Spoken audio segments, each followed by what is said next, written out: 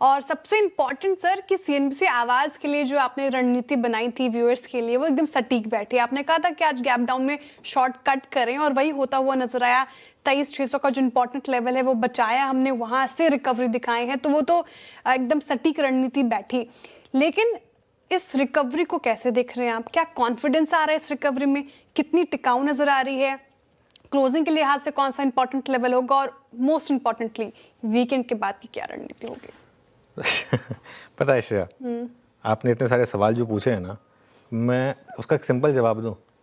कोई मुझे एक क्रिस्टल बॉल दे दे कि मंडे को तेल कहाँ पे होगा, क्योंकि ऑनेस्टली स्पीकिंग अगर तेल 103 पर हुआ मंडे को तो आप 23,600 तोड़ देंगे। अगर तेल 92 पर हुआ तो आप 24,000 के ऊपर होंगे। यहीं पर रहा तो आप फिर वही 23,800, 850, 900 के आसपास में एंटर करेंगे बेसिकली। लेकिन जो बात आपने कही ना कि सुबह हमारा व्यू बहुत क्रिस्टल क्लियर था, 23,600 के आसपास जहाँ गैप डाउन हो रहा है वहाँ पर एक बार के लिए अपने शॉर्ट काट लें।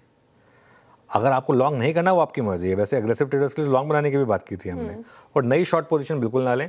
आपका एग्जिस्टिंग शॉर्ट है तो ट्रेल कर लें स्टॉप लॉस के साथ, या तो प्रॉफिट बुक कर लें और कॉन्ट्रा लॉन्ग की कोशिश करें। अब 23,600 ना अब वो पत्थर की लकीर बनी है। दिक्कत क्या है, इस तेल पे क्या होगा किसी को नहीं पता, और अगर वो वापस ऊपर आया तो इसको टूटने का रिस्क रहेगा। लेकिन एक फिबोनाची सपोर्ट की मार्केट ने रिस्पेक्ट की, आई थिंक ये सबसे इम्पॉर्टेंट है। अब नई गिरावट इसके नीचे ही आएगी। अगर ये लेवल टूट गया देन जिसे कहते हैं ना all hell will break loose. अगर ये लेवल टूट गया तो फिर आप सीधा 23,100 पे जा रहे हैं। तो इसके लिए 23,600 की बहुत सिग्निफिकेंस है। और ऐसा नहीं है कि क्योंकि आज आपने इसको बचा लिया इसका मतलब अब बस ये परमानेंटली बच गया, ये एक रिस्क रहेगा।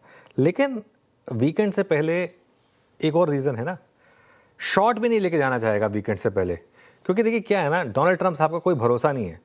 उन्होंने धमकी दे दी कि हम सब कुछ बर्बाद कर देंगे, बड़ा अटैक करेंगे, ऐसा कुछ कर रहे हैं जो पहले नहीं किया। और हो सकता है वो आज शाम को या कल या परसों एक ट्रूथ डाल दें कि ईरान मान गया, हमने धमकी दी तो ईरान मान गया, अगली बार अपने आप को बिहेव करना, ये करना वो करना, वो एक, लेकिन उतना ही काफ़ी होगा कच्चे तेल में गिरावट के लिए और ग्लोबल मार्केट में रिकवरी के लिए। और ये सब जो चीज़ें, यही सब हमने सुबह एक थ्योरी बनाई थी कि मार्केट आज इस तरीके से प्ले आउट हो सकता है कि सुबह नीचे खुले, लोस तोड़े और उसके बाद एक रिकवरी आए। और ये सारी की सारी होप है। ग्लोबल मार्केट भी इसी होप पे काम कर रही है, क्योंकि अगर आप देखें तो वहाँ पर भी इस तरीके से अब रिकवरी आ रही है। ठीक है, लेकिन एक चीज़ मैं आपको बताऊँ, अभी भी बाजार में ना कॉन्फिडेंस नहीं है। मतलब अगर इतना कॉन्फिडेंस है तो मैं बोल दूँ ना कि आप लॉन्ग पोजीशन लेकर जाएं, फिर भी मैं आज 3 बजे यही बोलने वाला हूँ कि न्यूट्रल जाएं। अभी बता देता हूँ मैं आपको कि 3 बजे की मेरी स्ट्रैटेजी में मैं यही बोलने वाला हूँ, चाहे आप जो मर्जी क्लोज दिखा दें आज, क्योंकि वीकेंड का रिस्क नहीं लेना है। क्यों लेना है वीकेंड का रिस्क? वीकेंड वैसे ही एंजॉय करिए, है ना, बहुत कुछ एंजॉय करने के लिए। तो लेट्स सी। और देखिए स्टॉक्स काफ़ी वोलेटाइल हो रहे हैं, इंडिविजुअल स्टॉक्स देखिए आप किस तरीके से वोलेटाइल हो रहे हैं। यूनाइटेड स्पिरिट्स कल नहीं चला, कल चलना चाहिए था इसको, कल नहीं चला, आज चल गया। क्या ज़बरदस्त मूव आ गया आज इसमें। एसआरएफ 2 दिन से गिर रहा था, आज एसआरएफ चल गया। आपका ये मोतीलाल ओसवाल, आज सुबह देखिए किसने सोचा था कि मोतीलाल ओसवाल, चलिए ठीक है ऑपरेशनल नंबर अच्छे नहीं थे, हमने तो खैर मोतीलाल ओसवाल पे पॉजिटिव व्यू नहीं लिया था, लेकिन किसने ये तो ना सोचा था कि ये इतना गिर जाएगा स्टॉक।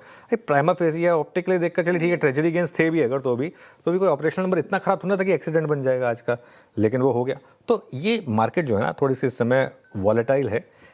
इसमें ना आप एजेस पे काम करेंगे ना तब आपको पैसा मिलेगा।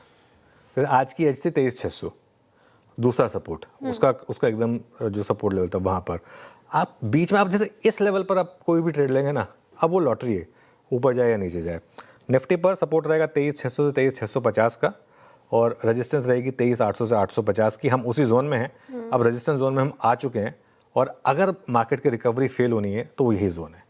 सो जो न्यूट्रल जोन होता है ना मार्केट का, वो सबसे क्रूशियल जोन। किसी भी गैप डाउन के बाद रिकवरी में मार्केट का सबसे पहला टेस्ट न्यूट्रल जोन होता है, क्योंकि वहाँ पर क्या होता है, जो फंसा हुआ है वो फिर अपनी पोजीशन स्क्वायर ऑफ करने की कोशिश करता है। बैंक निफ्टी पर अब वेल डिफाइंड सपोर्ट बन गया आज का लो 56,000 से 56,200, लेकिन जब तक आप 57,000 के ऊपर नहीं निकलेंगे और उसके ऊपर ट्रेड नहीं करेंगे तब तक कॉन्फिडेंस मिसिंग होगा, और इसीलिए 56,800 57,000 जो है ये बड़ा रेजिस्टेंस रहने वाला है मार्केट के लिए। एक